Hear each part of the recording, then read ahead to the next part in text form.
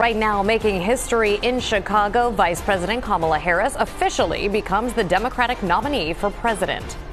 On behalf of everyone whose story could only be written in the greatest nation on earth, I accept your nomination to be President of the United States of America.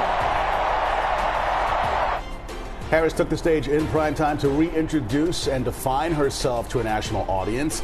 In just 4 weeks, she's gone from being nominee for vice president to the top of the ticket. Harris is the first black woman and first Asian American to be nominated by a major party in the U.S. Good evening. I'm Jessica Cartalia. And I'm Siafa Lewis in for Yuki Washington. On this, the fourth and final night of the 2024 DNC, Kamala Harris made her case to the American people. CBS Philadelphia's Dan Snyder has more on her speech.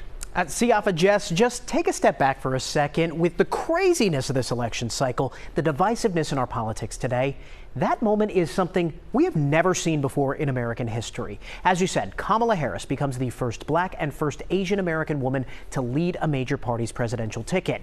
And while Harris has been on the national stage for the last 4 years, she's not that known commodity of a Joe Biden or a Donald Trump. So part of her speech centered on introducing herself in many ways to Americans. She talked about the values she learned from her parents, both immigrants, but especially her mother. My mother was a brilliant, 5-foot-tall, brown woman with an accent. And as the eldest child, I saw how the world would sometimes treat her. But my mother never lost her cool. She was tough, courageous, a trailblazer in the fight for women's health, and she taught Maya and me a lesson that Michelle mentioned the other night.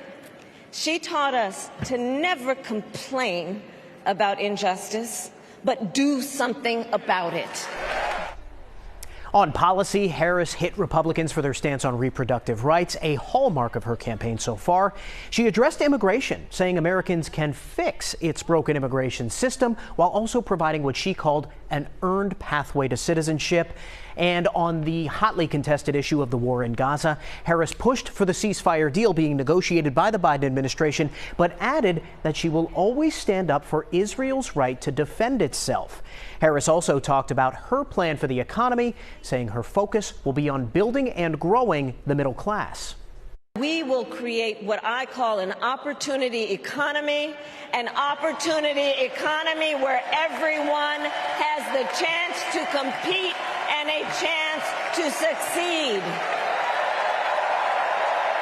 Whether you live in a rural area, small town, or big city. And as president, I will bring together labor and workers and small business owners and entrepreneurs and American companies to create jobs, to grow our economy, and to lower the cost of everyday needs like health care and housing and groceries. Harris, of course, also put a focus on contrasting her vision for the country with that of her November opponent, former President Donald Trump. Harris called Trump, quote, an unserious man, but warned of the implications of his return to the White House.